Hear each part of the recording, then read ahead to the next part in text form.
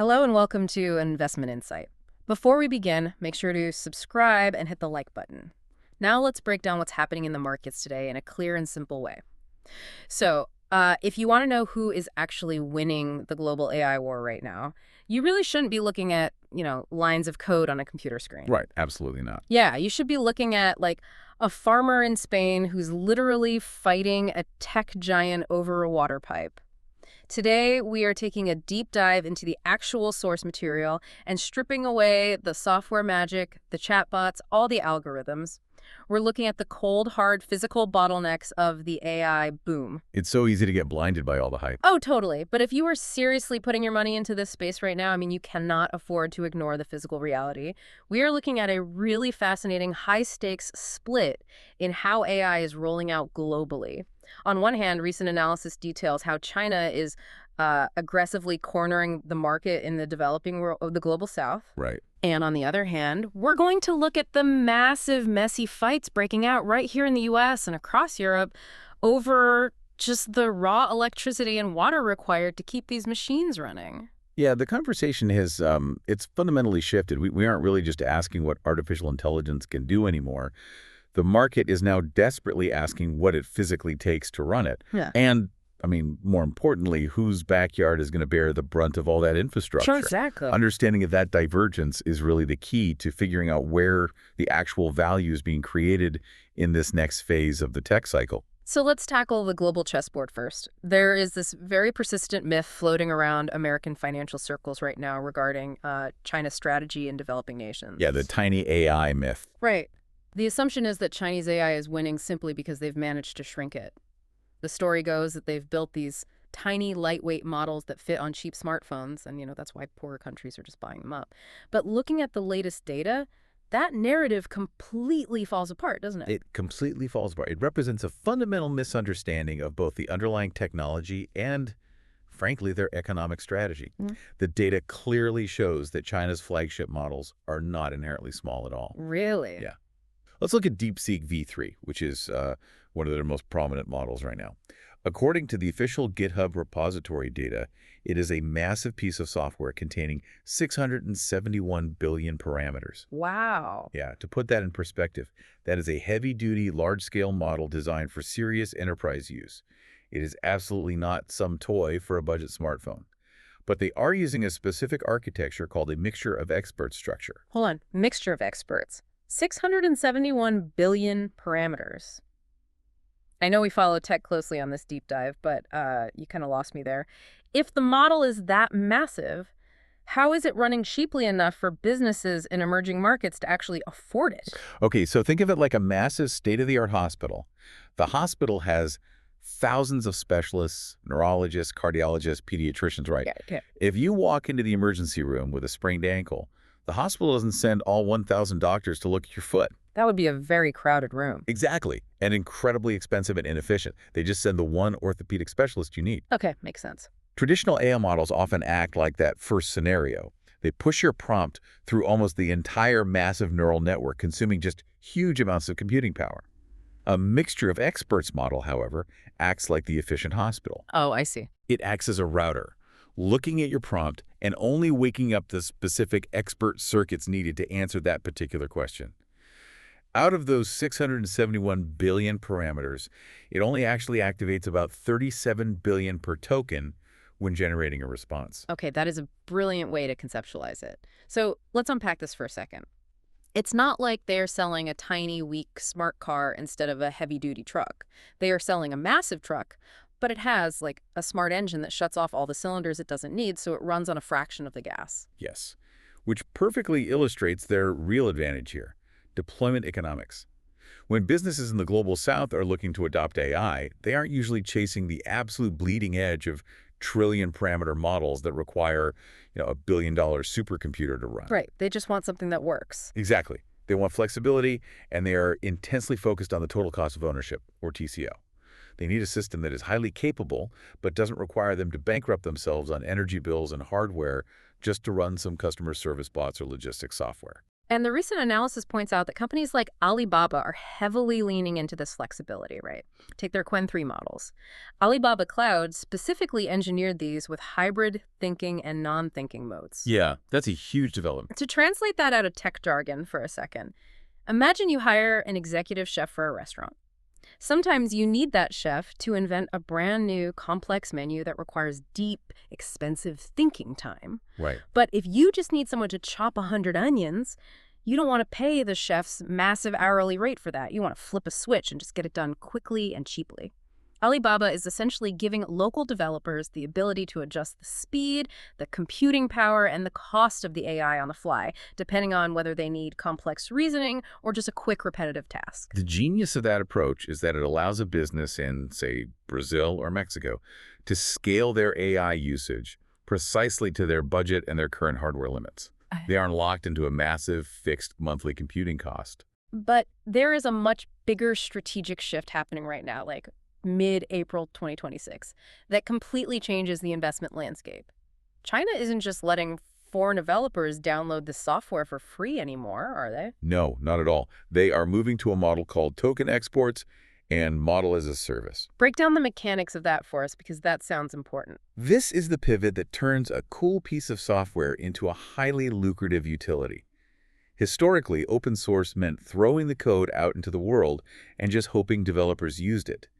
Now, Chinese tech giants are packaging their models into an end-to-end service. Okay. Instead of a company in South Africa buying their own servers, building a data center, and downloading the AI, they simply pay for the computing power they use on a per-request basis. That is a token export. So to use the utility analogy again, instead of forcing these countries to buy and build their own power plants, China is just running the transmission lines right to their house and charging them for the electricity by the kilowatt hour. Yes, exactly. They are bundling the AI models directly into their own cloud infrastructure.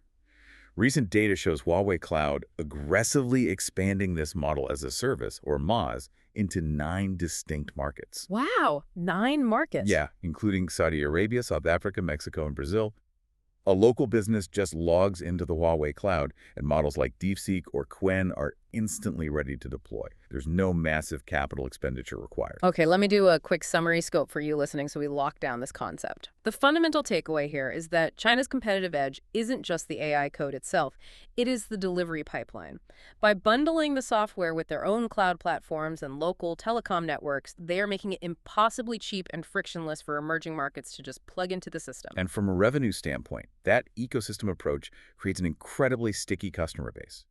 Once your business operations are entirely routed through Huawei's cloud infrastructure to run your daily AI tasks, switching to an American provider becomes a monumental, expensive headache. But wait, that logic cuts both ways, doesn't it?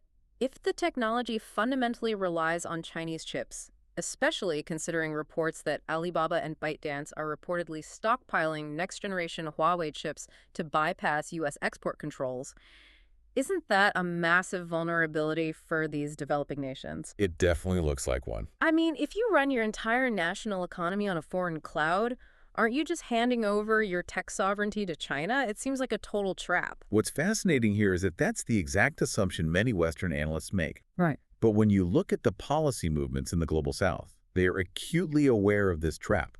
They're not blindly signing over the keys to their digital economy. Oh, really? Yeah, they want the cheap technology, absolutely, but they're actively architecting defenses against total dependency. So they want to rent the cheap foundation, but they want total control over the house they build on top of it.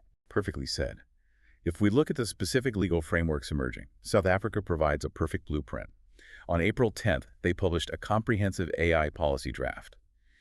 It explicitly warns that over-reliance on foreign hardware is a critical threat to national sovereignty and data security. Interesting. And notably, they don't just point the finger at China. They specifically call out both U.S. and Chinese hardware as risks. Wow. So they are really playing the middle. It's not a geopolitical endorsement of China over the U.S. It's a calculated move to avoid being wholly owned by either superpower. Exactly. The data suggests these nations are attempting to forge a hybrid standard.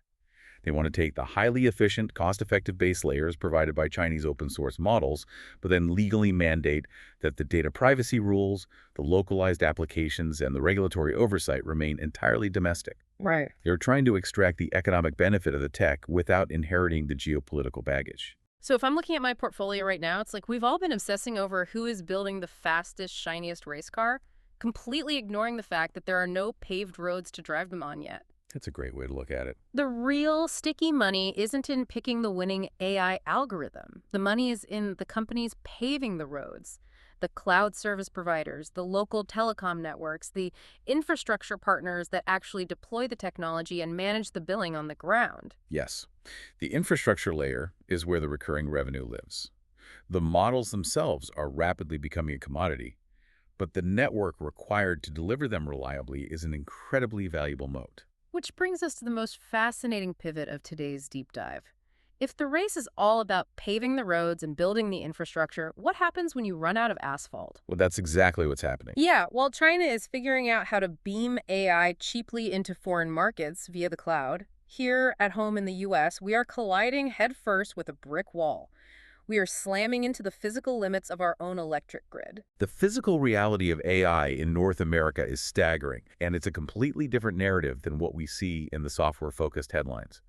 To understand this, we have to look at how AI actually processes information. Okay, walk us through it. Traditional data centers, the ones running our emails, websites, and cloud storage, rely on standard CPUs. They use a predictable, manageable amount of power. Generative AI, however, requires clusters of GPUs, graphic processing units, running continuously at maximum capacity to train models and generate responses. Which generate an obscene amount of heat and require an incredible amount of power. According to the data, U.S. power consumption is shattering all previous records right now in 2026. The Electric Power Research Institute, the EPRI, put out an estimate that is, frankly, hard to even wrap your head around. They estimate data centers could consume up to 17% of all U.S. power by 2030. Yeah, 17%.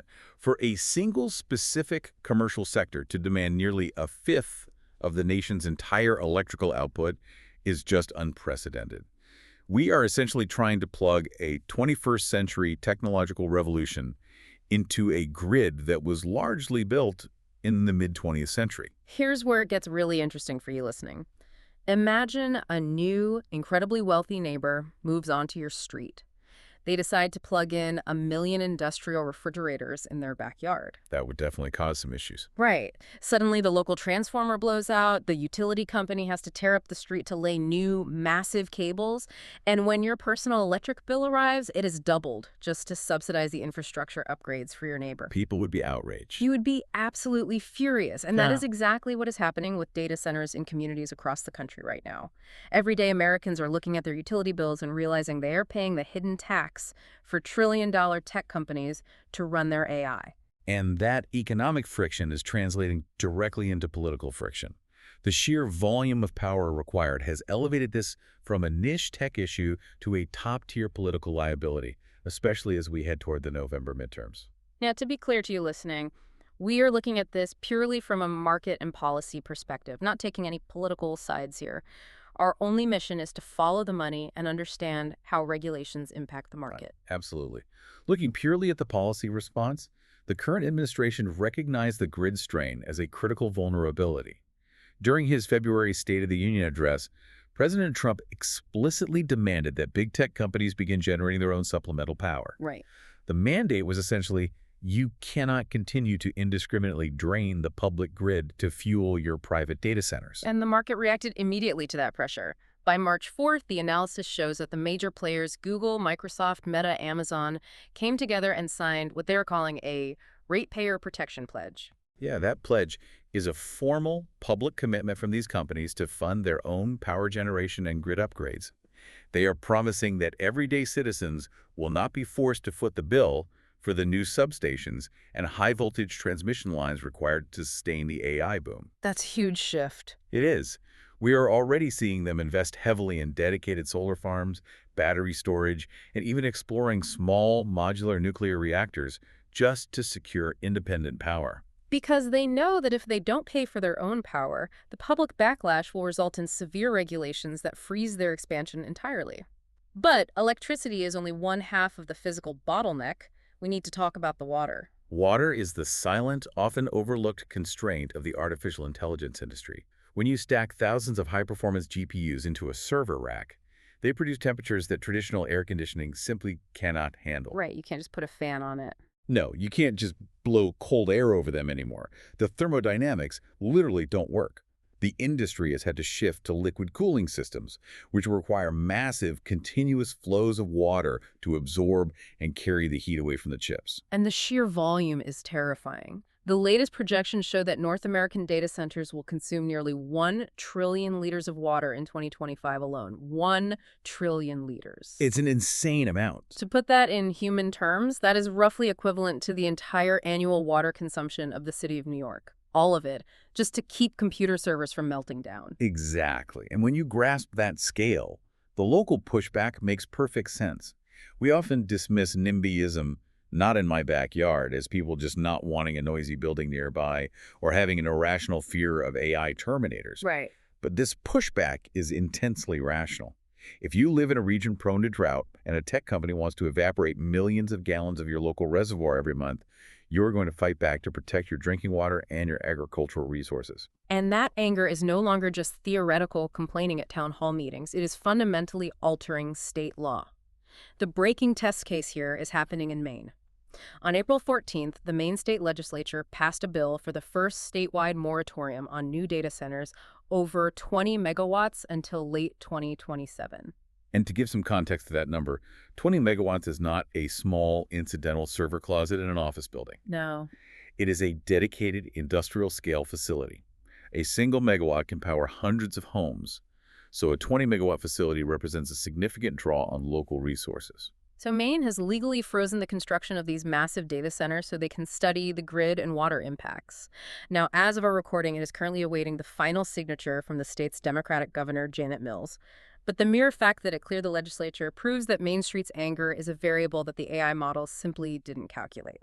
The risk premium for building infrastructure in the United States has just skyrocketed. If the Maine moratorium holds, you can guarantee that other states facing water shortages or aging grids will use that legislation as a template to hit the pause button on tech expansion. Which naturally leads to a strategic question. I mean, data is weightless, right? It doesn't care about borders. Yeah. If the U.S. is suddenly locking down its grid and hoarding its water, if I'm Amazon or Google, why wouldn't I just build my next mega data center across the ocean in Europe? Problem solved, right? You would think so, but the European landscape is turning into an absolute regulatory battleground over these exact same physical constraints. Really? Oh, yeah. The response there, however, is fascinatingly fragmented. Let's look at recent analysis coming out of Spain. Amazon Web Services committed to a massive expansion, not in the traditional tech hub of Barcelona, but out in the Aragon region, specifically around Zaragoza. And if I remember my geography, Aragon is a heavily agricultural region, right? It's not an industrial tech zone. Exactly, and that is precisely where the collision occurred. You have data centers attempting to secure permits for hundreds of thousands of cubic meters of water in a region where local farmers are already fiercely competing for resources to irrigate their crops. Wow. It is literally server farms going to war against actual farms over who gets access to the water pipe. Yes, and as a result, on March 20th, the Spanish central government set a strict new legal framework. They essentially ruled that the days of a tech giant dropping a massive facility into a rural town and walking away are over. New data centers in Spain must comprehensively prove their water sustainability, and, crucially, they are legally required to offset their massive power consumption by investing in renewable energy sources. But does the European Union act as a unified front on this? Because if I'm an investor looking at a broad ETF for European tech infrastructure, I need to know if the entire continent is pulling up the drawbridge. Well, the EU did start consulting on a common rating scheme for data centers on March 27th, aiming for a Q2 2026 finalization. But to answer your question, no, they absolutely are not acting as a monolith. While Spain is throwing up heavy guardrails to protect its agricultural water and grid, neighboring France is actually preparing to attract these very same data centers. Wait, really? Yeah, France has a fundamentally different energy reality. They are heavily reliant on nuclear power, which provides abundant, stable electricity without the same grid constraints seen in other nations. They see the AI boom as a generational economic opportunity, and they are actively trying to pull tech investment away from heavily regulated countries like Spain. Okay, let's do another quick summary scope here for you listening to tie this all together. You can't just invest in European data centers and assume they are all playing by the same rules. You have to look incredibly closely at the map. You have to ask, is this specific country acting like Spain, putting up heavy rules and protecting local resources? Or is it acting like France, keeping the doors wide open for tech money? Exactly. The local politics literally dictate the profit margins. We have covered incredible ground today. So, what does this all mean for the everyday investor catching up on this? Where is the actual opportunity if the physical infrastructure of the AI boom is slamming into a wall? The most critical insight from all of this data is that social license is the new defining metric in the tech sector. Social license. I really like that term. Walk us through how that actually works. Well, in previous tech booms, if a company had the capital to purchase the land and buy the microchips, they could build whatever they wanted. That era is over. Companies securing land and power aren't enough anymore. They need community approval. They need the social license to operate. Right. If the local town council believes your facility is going to evaporate their local reservoir, your project will be completely blocked, exactly like we were seeing in Maine. So the hidden winners in the next phase of this boom might be the industrial companies that solve these physical bottlenecks. Absolutely. The companies doing water treatment, advanced cooling, and on-site generation. And the data backs that up. Look at Veolia, a massive environmental services company. They were actively targeting 1 billion euros in new revenue specifically from data center services by 2030, purely by managing their water treatment and cooling needs. It's a huge opportunity. It is. It completely rewrites the playbook on how we value these tech giants. Which leaves us with a final provocative thought I want you to mull over as we wrap up today's deep dive. If the biggest bottleneck to AI isn't the microchips, but getting a permit to use local water and electricity, how will that entirely change the map of where the next Silicon Valley is built? Will it move to places we never expected just because they have extra water? It is a fascinating question to think about the next time you hear a headline hyping up a new trillion-dollar AI model. Don't forget to subscribe and hit that like button.